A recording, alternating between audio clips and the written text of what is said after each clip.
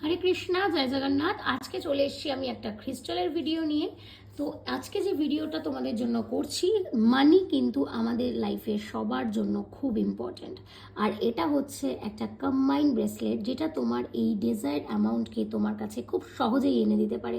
এর জন্য কোনো রাশি বা কোনো জন্ম তারিখ বা জন্ম সময়ের বাছবিচার করার কোনো দরকার নেই।